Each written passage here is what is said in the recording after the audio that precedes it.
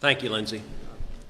Joe Biden and Kamala Harris's open border policies are producing suffering, chaos, and misery. They are producing Americans being killed by the scourge of fentanyl. They are producing little boys and little girls being repeatedly sexually assaulted by human traffickers. They are producing crime and death. And Joe Biden and Kamala Harris's open borders policies are making your families less safe. Last year, in calendar year 2021, we had over 2 million people cross the border illegally. It's the highest rate in 62 years. This is a man-made problem. This is the direct result of political decisions Joe Biden and Kamala Harris made. 2 years ago, Joe Biden named Kamala Harris as the border czar. She hadn't been to the Rio Grande Valley once. Kamala, come to the Rio Grande Valley. Joe Biden, come to the Rio Grande Valley. Joe Biden, come to the Biden cages.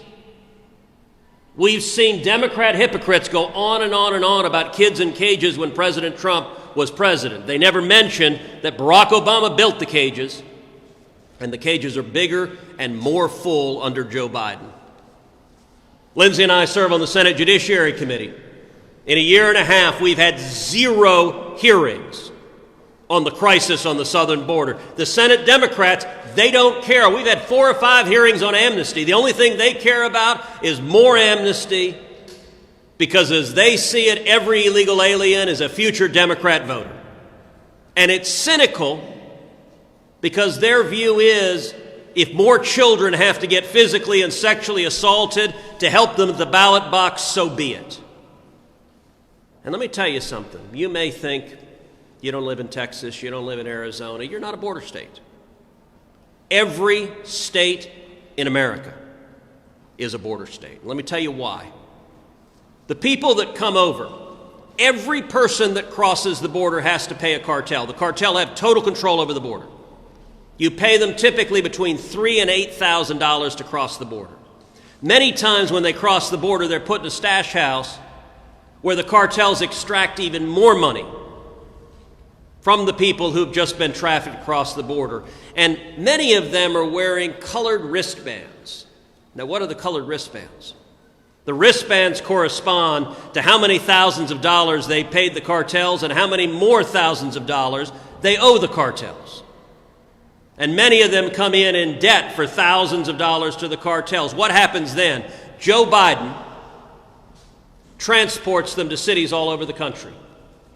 Because Joe Biden and Kamala Harris are the last mile of the human trafficking network. And so they arrive in every major city in America. If you're in New York, you're in a border city. If you're in Boston, you're in a border city. If you're in Milwaukee, you're in a border city. If you're in Cleveland, you're in a border city. If you're in Charleston, you're in a border city. Why? Because you get 15, 16-year-old boys show up that the Biden administration has trafficked to your town, and they owe the cartels thousands of dollars. And they got to pay it back because the cartels will murder their families. And so you've got teenage boys in every state in America working for the drug cartels in your community. And I got to tell you, the boys have it better than the girls.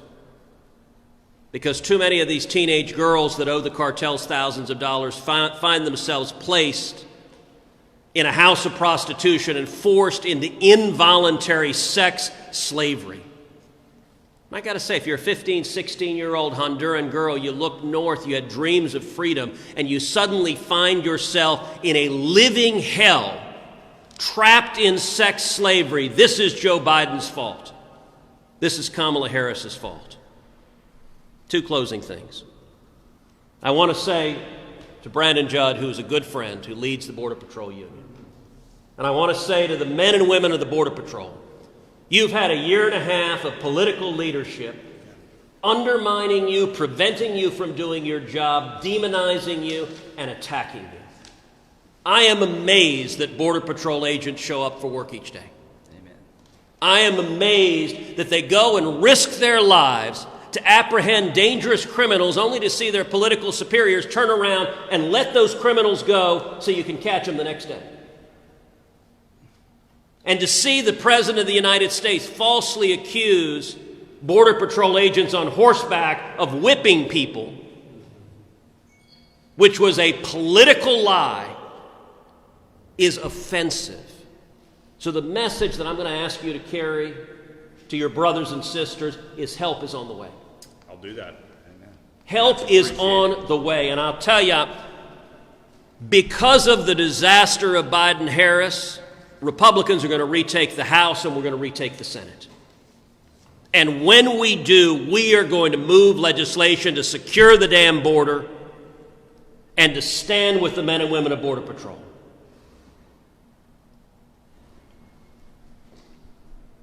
What the Democrats are doing is wrong, and let me just give a moment of hope. Last week, we had a special election in the state of Texas. The district that runs from Corpus Christi all the way down to Brownsville, to the southern tip of Texas. It's a district that has been Democrat since 1871. 151 years it's been a Democrat district. It elected a Republican. Not just a Republican, an Hispanic woman who is a conservative, who's seen firsthand the horrors of open borders. And I'm here to predict right now, there are two other districts in South Texas that likewise have been Democrat for over 100 years. I believe we're going to win all three. You're going to see 3 Republicans elected from South Texas, all Hispanic women.